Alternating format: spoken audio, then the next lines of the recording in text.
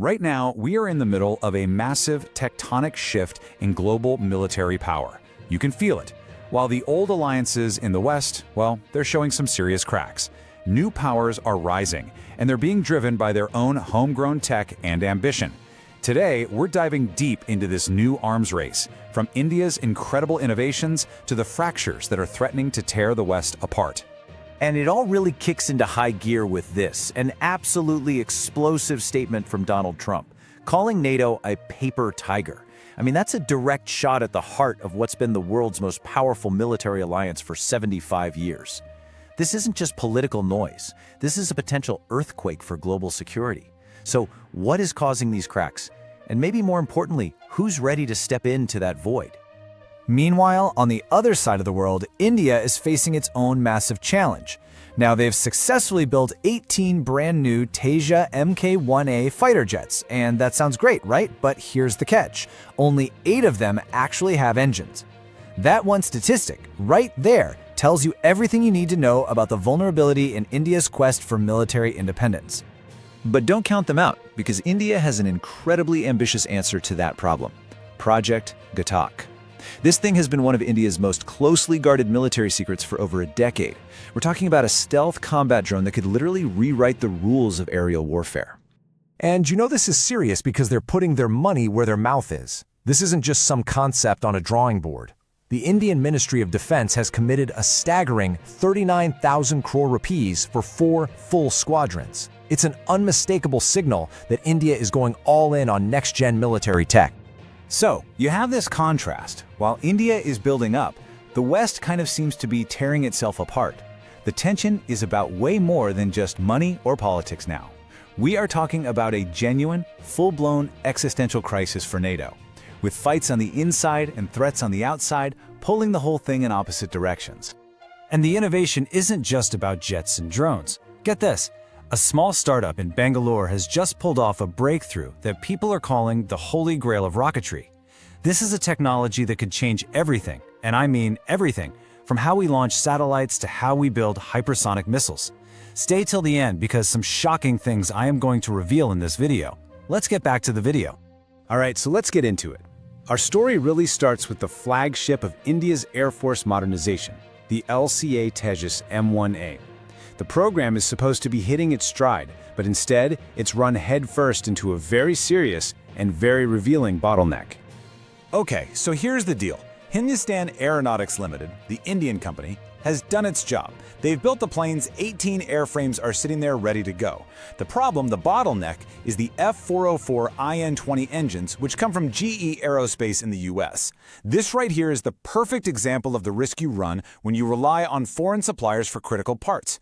And the Indian Air Force, you gotta hand it to them, they're holding the line. They're saying, nope, we will not accept these jets until they're 100% complete, meaning with all the new indigenous radar and electronic warfare systems fully integrated. But you know, it's not all about delays and hardware problems.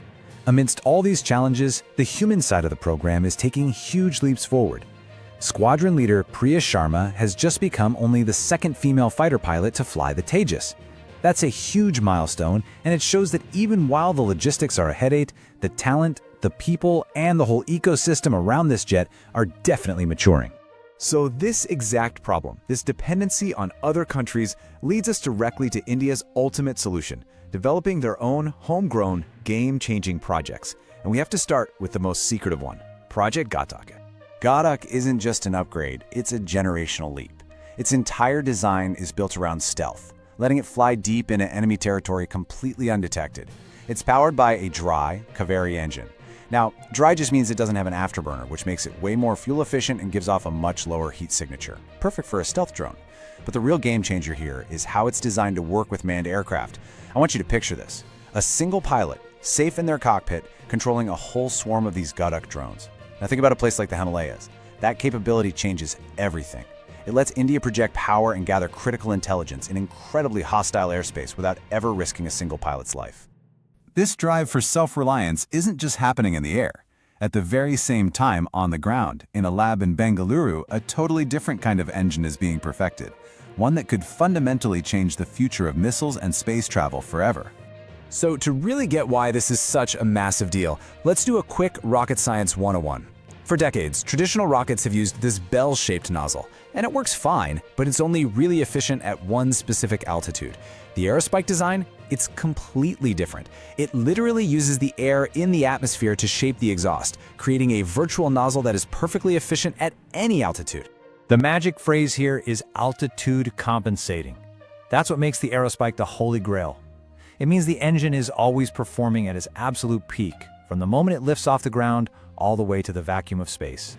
It's like having one engine that can do the job of many. Let me break it down really simply.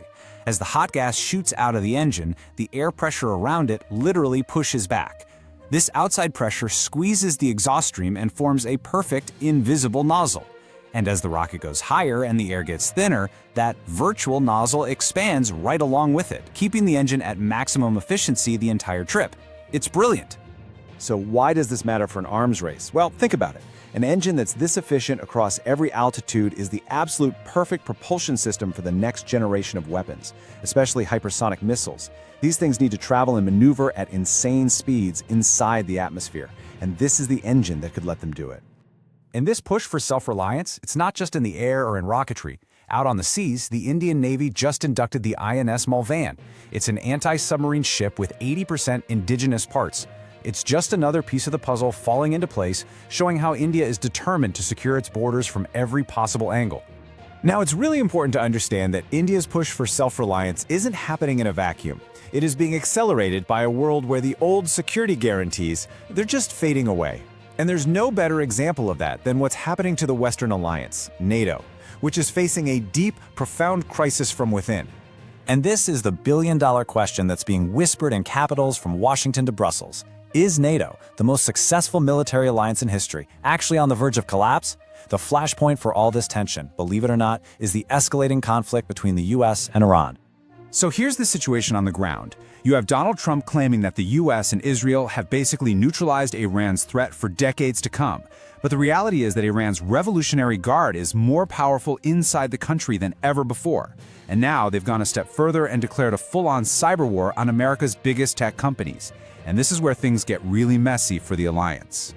And you can see the alliance fracturing in real time just by looking at the responses. On one hand, you have Germany, publicly and loudly reaffirming its absolute commitment to NATO. But then you have the UK's Prime Minister basically trying to back away slowly and distance his country from all the noise. There is no unity.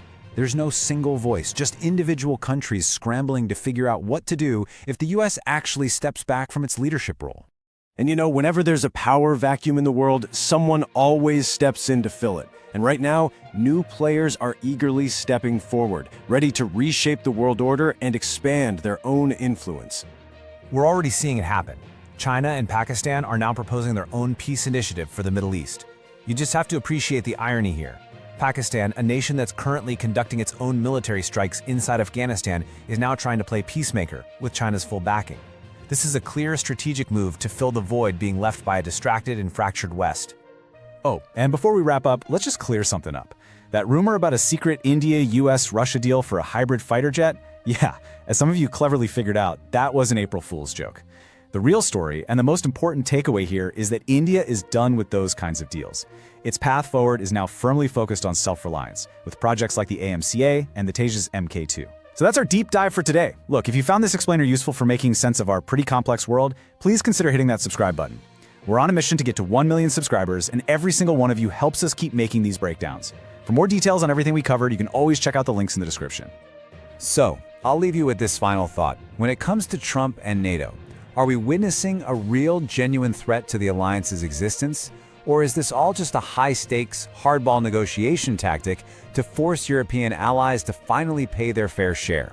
Let me know what you think down in the comments. Until next time, stay informed,